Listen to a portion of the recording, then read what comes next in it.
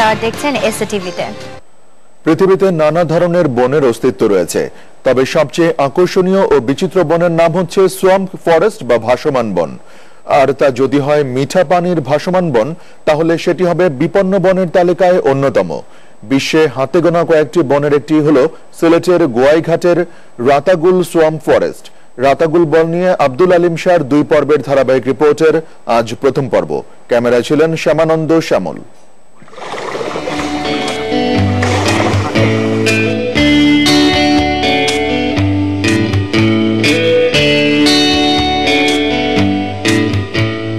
সিলেট শহর থেকে আধা ঘন্টার পথ পেরোলেই দেশের একমাত্র মিঠা পানির ভাসমান বন রাতাগুল।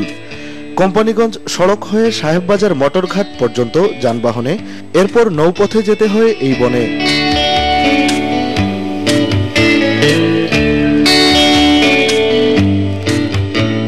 আর গোয়াইনঘাট উপজেলা সদর থেকে গোয়াইন নদী ধরে 2 ঘন্টার পথ রাতাগুল।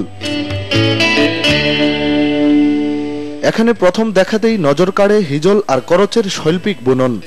রাতাগুল বনের 2টি অংশের একটিতে হিজলের বন, অন্য অংশে করচের পরম আতিথেয়তার বন্ধন। দেখা যাচ্ছে যে পানির মধ্য দিয়ে আমরা যাচ্ছি, আর একটা ছায়া, অনেক নীরব জায়গাটা, অনেকগুলা গাছের সমারোহ আর পানি, এত সুন্দর, খুব কমই দেখা যায়। 6 মাস ভাসমান, বাকি সময় শুকনো, এটাই এই বনের বিশেষ বৈশিষ্ট্য। যে কেউ বর্ষাকালে নৌকা নিয়ে বিরল এই অভিজ্ঞতা নিতে পারেন, তবে এই ভ্রমণে অবশ্যই থাকতে হবে নীরব। বিরল সম্পদ বলে যেই বিষয়টা থাকে সেটা চিহ্নিত করে, সংজ্ঞায়িত করে সেটাকে সংরক্ষণ করার জন্য যে ধরনের নিয়ন্ত্রণ প্রয়োজন, আমরা অবশ্যই চাই যে দেশের লোকেরা, বাইরের মানুষও যখন আসবে বাংলাদেশে, এই সৌন্দর্যটা তারা উপভোগ করতে পারুক, তারা দেখে যেতে পারুক, তারা প্রশংসা করুক।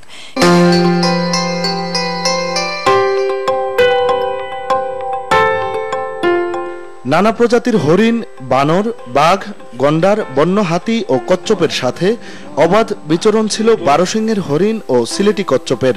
অথচ পৃথিবীতে বিরল এই 2টি প্রজাতিও হারিয়ে গেছে এই বন থেকে।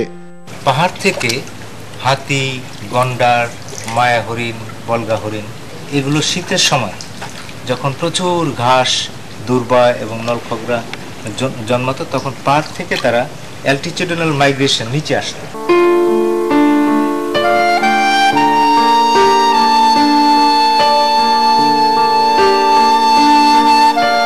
সেপ্টেম্বরের মাঝামাঝি গবেষণার কাজে যে কেউ এই বনে রাত কাটাতে পারেন, আর বনের ভেতর প্রাকৃতিক জলাশয়ে উপভোগ করতে পারেন বিশেষ জাতের সাদা শাপলা, যা দিনের আলোয় কখনোই দেখা মেলে না। Abdul Alim Shah, SA TV, রাতাগুল, Sylhet.